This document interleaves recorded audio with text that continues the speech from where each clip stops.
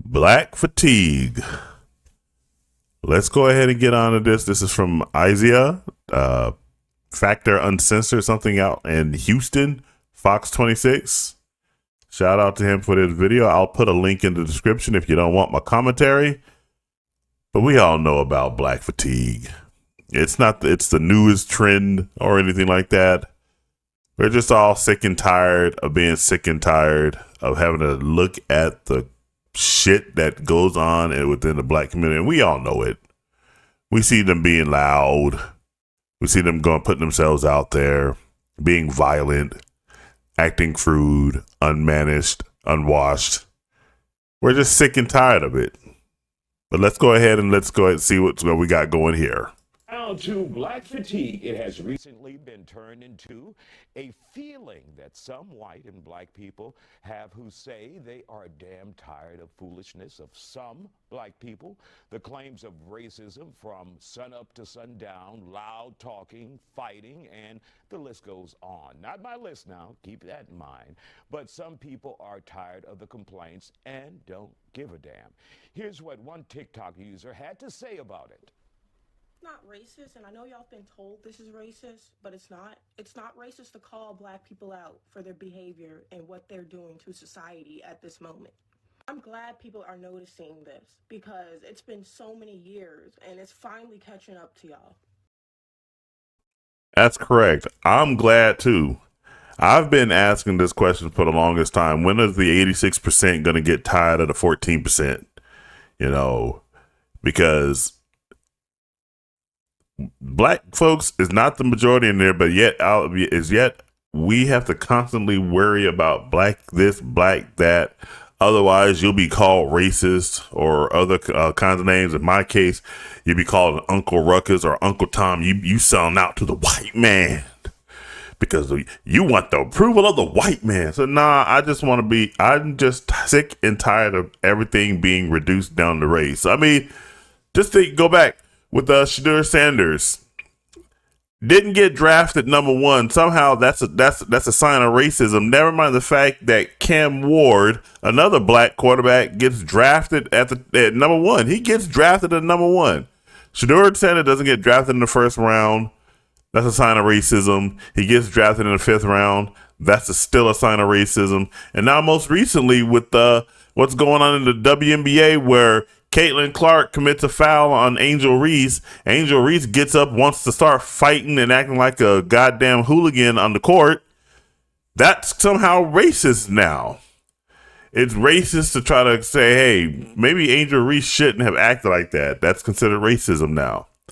People are sick and tired of that. They're sick and tired of the behavior. But let me let this beautiful sister go ahead and keep talking. I've been trying to tell y'all that white people are tired of y'all. I'm tired of y'all too, but everybody, the world is getting sick of y'all and y'all's. I'm so glad this day is here.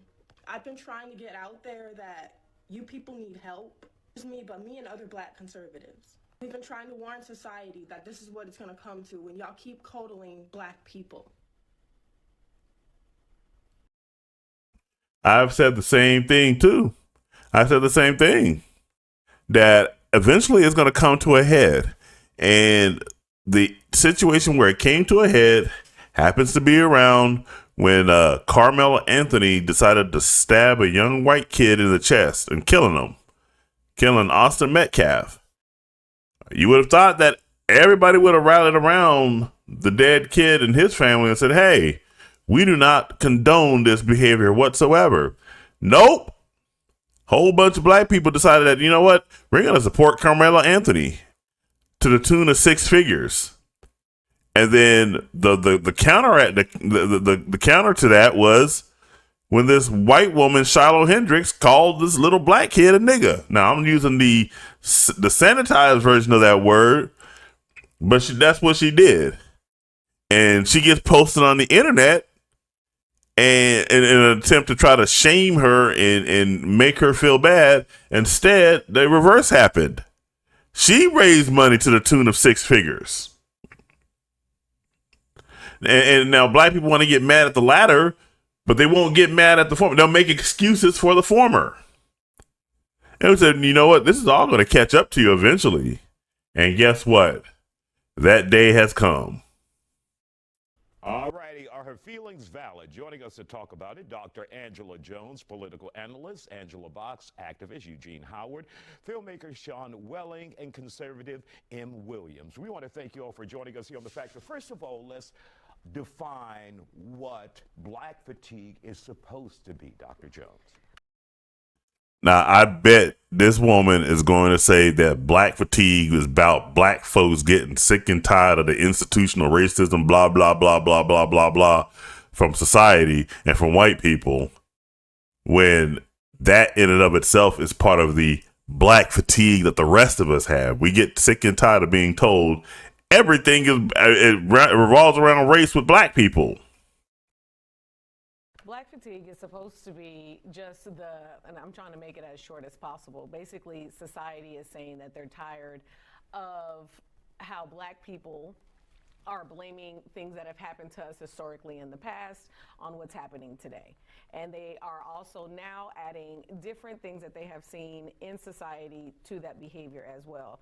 As she said, like loud mouthing or maybe, using certain words or certain behaviors in public. So that's basically the definition in a short sense. Do we get anywhere with that, with this conversation? Well, color me shocked. Calling me shocked that she didn't actually go with the left-wing interpretation of black fatigue. Thank you. I'm happy to admit that I'm wrong. Now she's got that I wouldn't say smirk, but she's got her lips pointed up and everything. So maybe she doesn't exactly believe it or anything like that. But let's continue.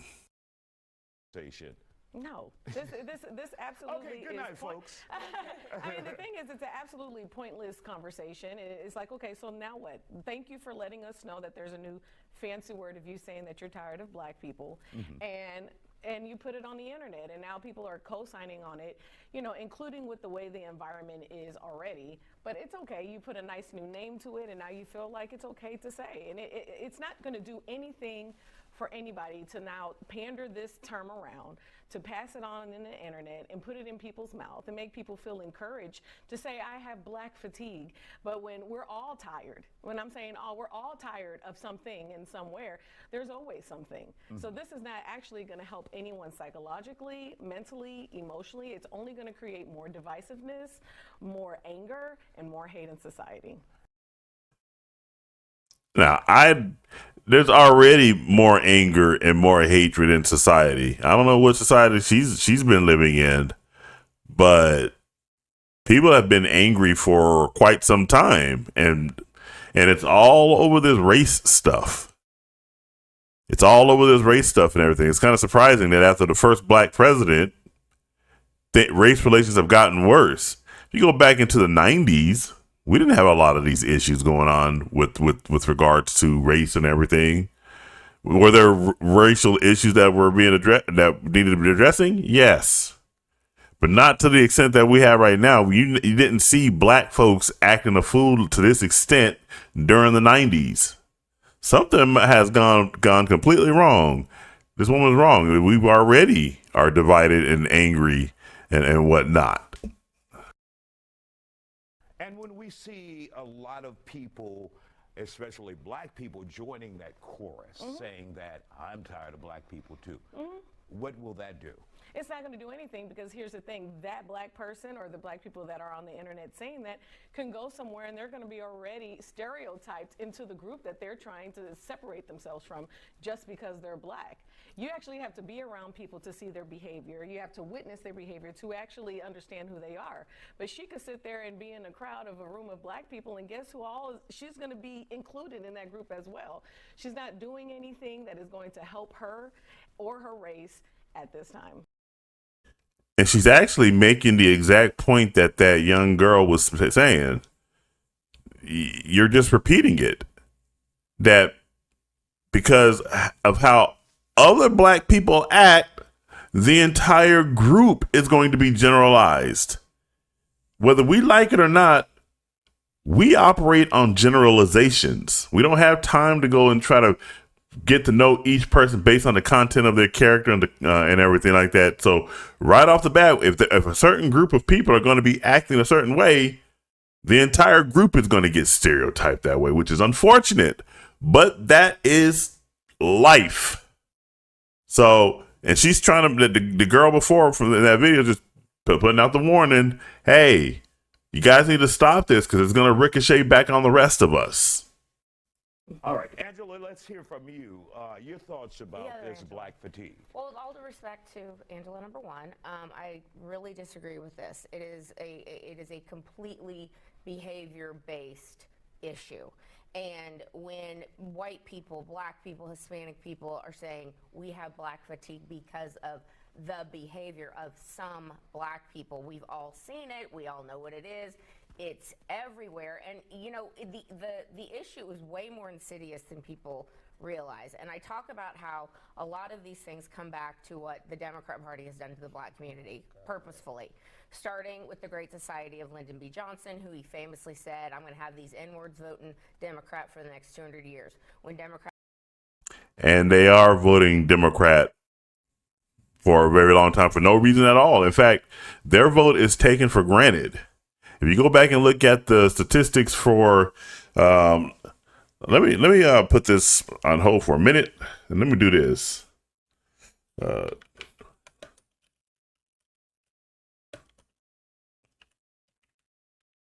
Let's go ahead and look at this right here.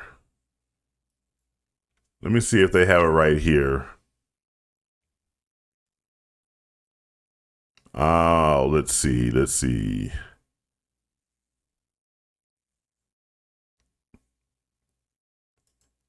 Oh, I just want to look at the exit polls. I want to filter by. I wish we could just do this all. Well, actually, let's see if I can just scroll down right here. So here we go right here. Right at the top right there. You see who the majority was right there? White voted, are the majority, as always. And then black only voted at 11% at 11% clip. And then Latino voted at 11% clip. They voted overwhelmingly for the Democratic Party. They're the only group in the entire country that vote overwhelmingly for a political party. Every other group in the country generally has a 60-40 or pretty close to a 50-50 split. But only black people overwhelmingly vote Democrat, and it has gotten them nothing positive. In fact, the more that they keep voting Democrat, the worse their outcomes have become. But they keep voting Democrat. And it's kind of like what Trump said back in 2016. Hey, why don't you vote for me? Your situation is already bad. What do you have to lose if you go ahead and vote for me? You're going to be, if it doesn't work out, you're going to be in the exact same situation.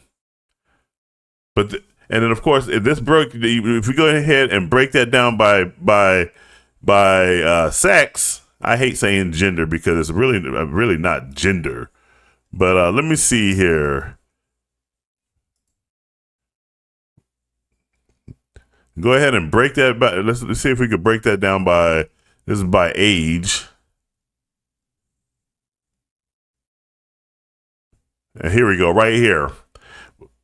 92% female voted for Kamala Harris. 92% of the black vote, 92% of black voters who were women voted for Harris. 77% of black voters who were men voted for Harris. It's very, all you got to say is those Republicans are racist and black people will vote Democrat and get nothing in return. So this lady right here, this Pamela Box, she's exactly correct. The Democratic Party has completely eviscerated the black man, the black community. But hey, they keep voting Democrat.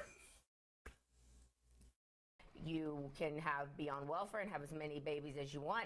And oh, by the way, we're going to destroy public schools, and we're going to make sure that behavior standards are seen as racist. So the out of control behavior that we've seen in the classrooms, in society, all over, is part and parcel of what the Democrat Party has done to the black community. All right, Eugene, let's hear from you before we have to take a break.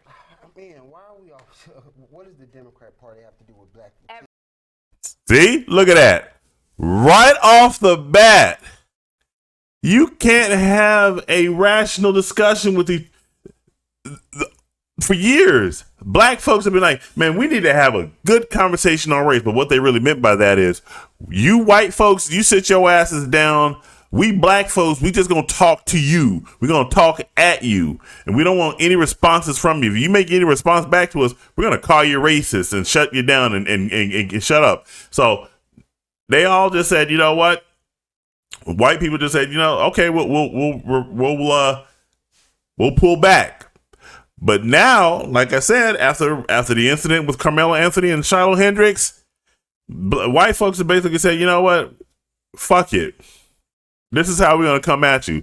And this black man right here, he just comes right at this Eugene. I don't know his last name. Just comes right. What does the Democratic Party have to do with this? Man, you guys, I just showed you the statistics. 77% of black men vote Democrat. 92% of black women vote Democrat. The Democratic Party has everything to do with the current state of the black community. Everything. Hold on. Okay. First of all, I think he asked Eugene. So last time I checked, I'm Eugene on stage. So the Democratic Party has nothing to do with black fatigue. What the original term from the actual black community of black. I was just too early on that psychotherapist earlier. Here we go. We about to get the left-wing definition of black fatigue. Black fatigue was after every other community decided to vote. Since you want to talk politics, Donald Trump, then black folks said, we're going to sit this one out. We're going to let this thing burn down, and we're going to go have a good time because we're tired. We have been struggling. Our grandparents, our great-grandparents, our great-great-great-great-great-grandparents have been fighting this same fight. So if you guys want to turn around, and you know, he said the N-word, why don't you guys feel so comfortable, just say it.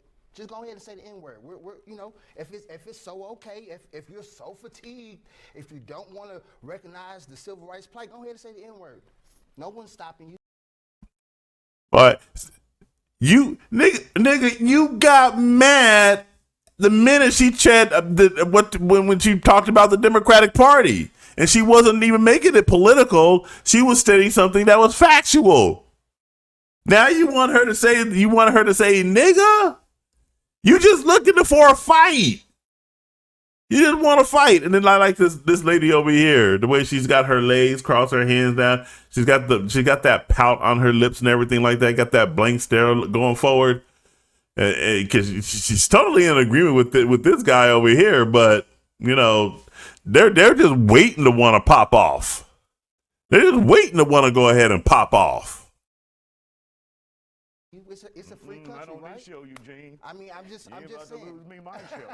but that's my point. It's a lot of things that they want to use code words, whether it's DEI, whether it's black fatigue. They just want to be able to say the N-word without being able to say the N-word. So do you not find certain behaviors objectionable? Or you think it's cool? Listen. I live in a real community. I see a whole bunch of unruly white folks, Hispanic folks. You know, are there unruly white folks, unruly Hispanic folks? Yes. Are they as prevalent as what you see in the black community? No.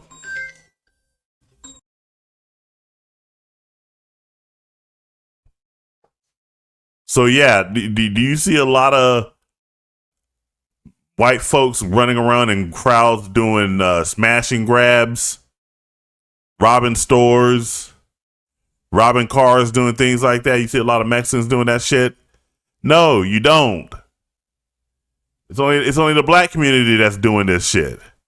And of course, I always love the whataboutism and everything like that to try to deflect off of. Why is it that black people feel like they need to defend the obscene bad behavior of other black people?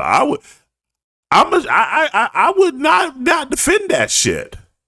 You don't see white people doing that for other white people, do you? Oh well, it's because of circumstance. Oh, I see unruly black people, so you shouldn't say anything about unruly white people. Man, get out of here. So it's not just the black community, but we always want to emphasize on black when it's negative. All right, we'll take a break there. Don't go anywhere. We'll continue our discussion after the break. Welcome back to The Factor Uncensored. We continue our discussion on black fatigue tonight. The feeling involves the stress that some black people deal with when it comes to constant exposure to racism. But there are people on both sides and inside and outside the black community who say they are tired of hearing about it. Our guests are back here on The Factor. Emenderlin, let's begin with you. As a conservative, your thoughts about black fatigue. Well, whether you like black fatigue as a name or not, it's the truth. Like, we're tired of the victimhood mentality, the trauma identification, the need for external, agreement. That's ridiculous. That's terrible for the black community right now. That's terrible for the children growing up. I mean, there's so many broken homes, and I think that's the core foundation. Number one, I believe the core foundation is that the parents failed to not only unify the home, but also failed to put true identity in God in the children. So if you don't have identity in God, you don't have identity at all. That's number one. Do you at all see the black community as a lost cause or just Absolutely some not. individuals? What? I don't believe the black community is a lost cause at all. I just believe that we need to stop as a whole with all of this complaining. We need.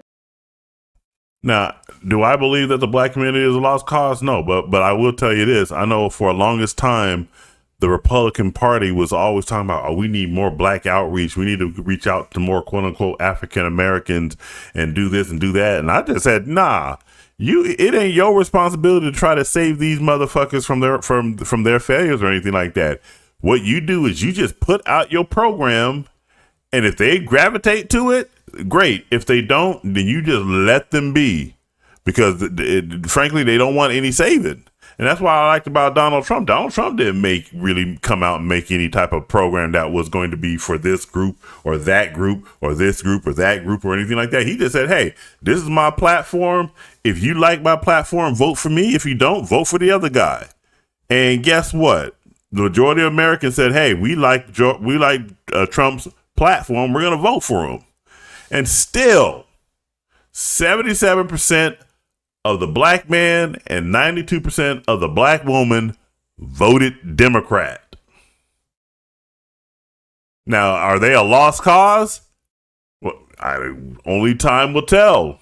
But I tell you one thing, they sure are pushing back. They sure are pushing back, and they sure don't want to let go of the old hatreds. They want to hold on to that. They want to hold on to their victimhood status. Need to move past the past and become better. As an American, my parents were actually Nigerian. They came here in the 80s and they grew up here. They had me and my brothers, and we're all successful and not one complaint through our entire childhood. They said, work for what you need, work for what you're gonna get, and you will get it. God placed talent in all of us, black, white, whatever you may call yourself, but God placed all of these great things within us. Why should I now say, oh, well, a white person thinks this of me, or there's racism here and there? I don't think about that. I don't wake up every morning and have racism and all of these negative things on my mind. I move forward. Exactly. I'm the same way. I don't wake up with all this negative shit on my mind. What does the white man think about me today? No, I don't give a fuck what the white man thinks about me, because I want to know something. The white man don't give a fuck about you. He's worried about himself. He's worried about his own life. He's worried about the problems that's affecting him. So he ain't got time to worry about your problems. But the thing is, black folks want to go out there and put their problems and make their problems everybody else's problems, and everybody's just sick and tired of it. We're sick and tired of it. There's 8 billion people on this planet. 345 million live in this country, and each one ain't got time to worry about other people's issues when they got to worry about their own issues. Wake up positive, wake up happy, be thankful that you are even allowed to be awake, allowed to wake up, because we can all just die right in our sleep, and that be the end of it. So I completely agree with this girl. Don't wake up with that hatred in your heart. Let that shit go. I remember back when I was working at Sears, the customer service, and we were having some type of talk about and race came up, and there was this one guy that said that he was all hyped up, all mad and everything about I forgot what the issue was, but it was certainly race related and everything like that. And I just looked at him and said, man, you gotta knock that chip off your shoulder yourself. And once you do, you will feel a whole load lift up off you. And he was like, man, I ain't got no chip on my shoulder. I ain't got nothing like that on me. And I'm like, dude, look at how you acting right now. Knock that chip off your shoulder. And you people, the people got to do it themselves. You have got to knock that chip off your shoulder. Nobody else can come knock that chip off your shoulder and everything like that. You got to go like this. I mean, for me, my turning point for a lot of this stuff was I got sick and tired of always being pulled over the cops. I used to have that mentality that, man, the cops are out to get me. They just hate black people. They hate this. I'm like, they always treat me wrong and everything. And I just said, and then one day, my last time getting pulled over by a police officer, I said, you know something? Maybe if I change my behavior, I won't have these run-ins with this many run-ins with the cops. And lo and behold, 22 years later, I have had nary a run-in with the cop. And the ones that I do, I always stay respectful and cordial. There was one time where I can sit there and legitimately say I was racially profiled as I'm turning into my neighborhood and stopping at my mailbox. This police officer pulls up right behind me, and I look right at him and I say, hey, is there anything I can help you with, officer? And he goes, we were just, we received a call about this yellow car that was driving around the neighborhood, and it looked like it, and we thought it might have matched your description. And I just looked at him and said, uh-huh. And he goes, sorry to bother you, and he drove off. Now, that was legitimately racially profiled, but do you see me getting mad? And I didn't get mad or angry about that. I got in my car and just went to my house. And just left it at that. But if this is one of these bougie blacks or one of these angry blacks like this Eugene guy, man, they would have called the news and they would have put everything on blast. They would have, City of Goodyear would have to have the press conference. We reprimanded that police officer and the blah, blah. I'm like, nah, none of that's even worth it. None of that's even worth it. It was not even a 2-minute interaction. We both went on our way and that was it. Past that. All right, Sean, let's hear from you. Your thoughts about this conversation and the term that we now hear. And again, I was so taken by your speech. The term we're talking about is black. What was it again? It's Fatigue. Okay. So on black fatigue, and coming from somebody, and I think I agree with her tremendously, having a school for 3 decades, it was the first hip-hop dance school in the country. It's a cancer to tell a young kid that they're oppressed, that they're less than, and the world's against them. Right from the beginning, you're setting a standard by which they have to overcome something when really you need to put God in them and tell them how great things are for them. Amen. So I was never around black people to complain. All the actors and dancers I was around, they had a sense of purpose. They were dynamic, and they never complained. So to me, it's really what I get is in social media is a lot of white people complaining and creating this problem, saying, look, watch out, these people are in trouble. I'm like, back off. Mm-hmm. Let them create their own destiny. Absolutely. So I don't see that as being the black issue. I see more of a liberal white situation when they're not even in a position to complain or talk about it. They're virtue signaling, and it drives us nuts. Okay. Dr. Jones? You know, the conversation that we're having here is whether black fatigue is a real thing. But the problem is that the reason this topic has come back up is because of the viral video that recently came out of the woman that called a 5-year-old autistic kid the N-word. And then she raised $700,000 by a Christian organization, and I am Christian as well, so I just want to put that out there as well. And she raised $300,000 from another organization. I don't know if she actually got that money, but then this video from the person who originally like started putting this on TikTok came out in reference to that. Yeah. Now, I am a first-generation American as well.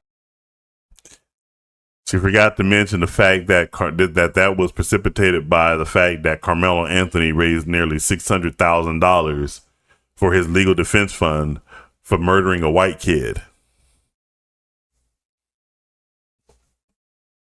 Well, and I was taught a certain way as well. But what we cannot ignore is the things that have set us back as a community. The reason we are not where we're supposed to be is because we are still only a couple of decades away from what we have been oppressed from and the things that we have gone Constantly from. looking at the past. My grand, I'm talking. Successful black woman, successful black man, successful black woman, and then the host is a successful black man. At what point do you sit there and say, you know what? We need to stop trying to address the past and just worry about the present and go into the future?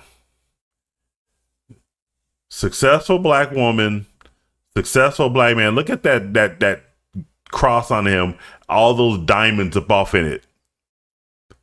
Successful black woman. Look at that ring. Her ring was beautiful. That's a beautiful wedding ring she got on. Then obviously this is a black man show. Like, at what point do you sit there and say, you know something? Fuck all this shit about being held back or being back or anything like that. We made it.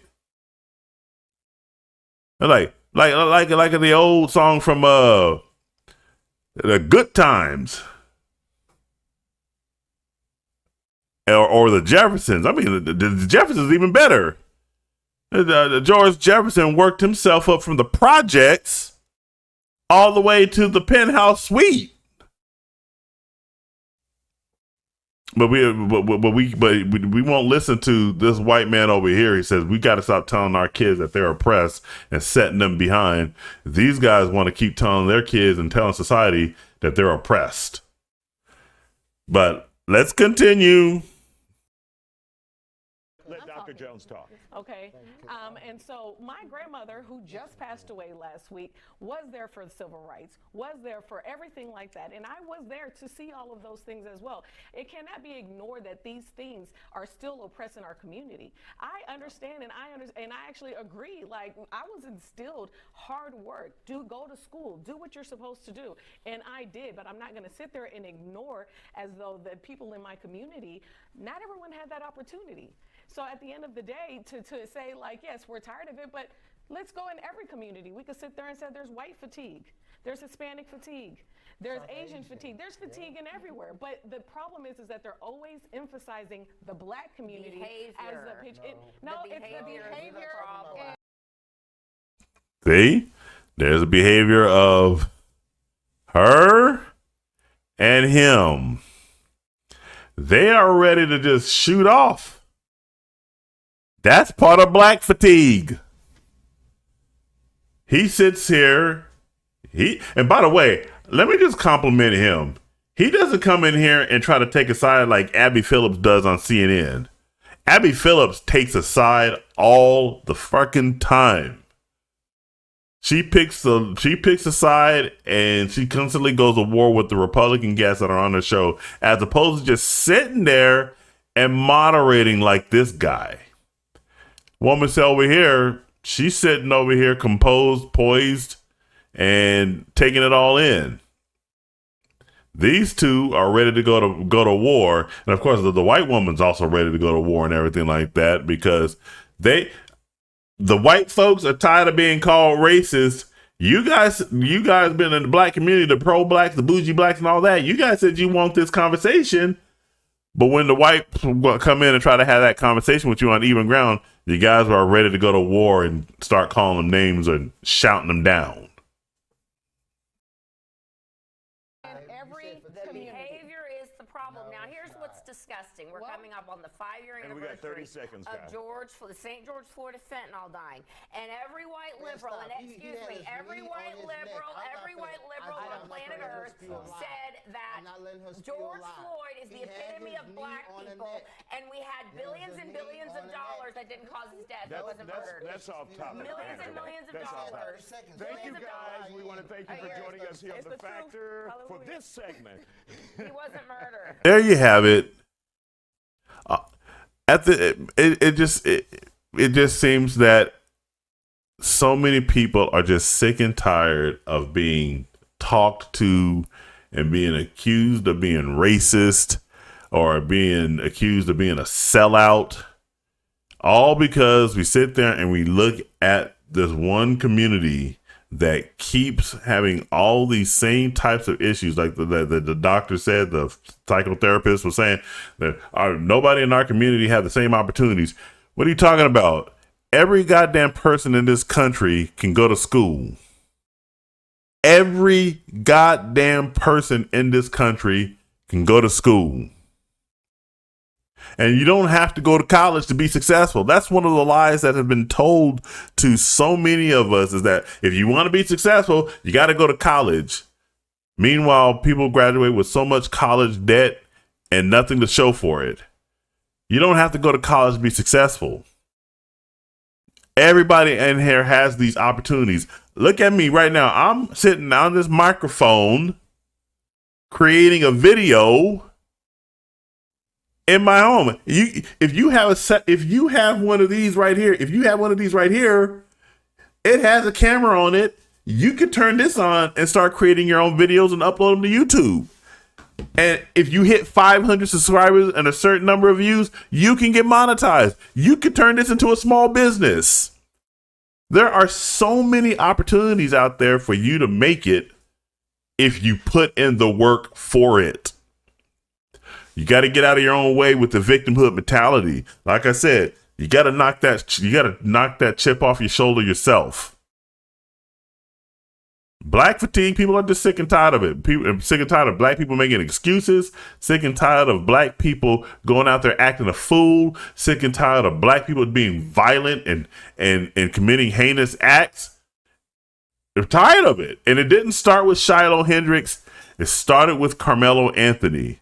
If all of you guys on the black side had just said, you know what, we don't support Carmelo Anthony, he committed that murder, and just left him at that, we wouldn't even be having this discussion about black fatigue. Again, you don't want to blame the black man or the black kid for starting something that started in the black community. You want to blame the white woman. But hey, you guys jump down in the comments and let me know what you think. And make sure you like, share, subscribe, turn on the post notifications. All that good stuff really helps me out. Have a great night, and I'll talk to you later.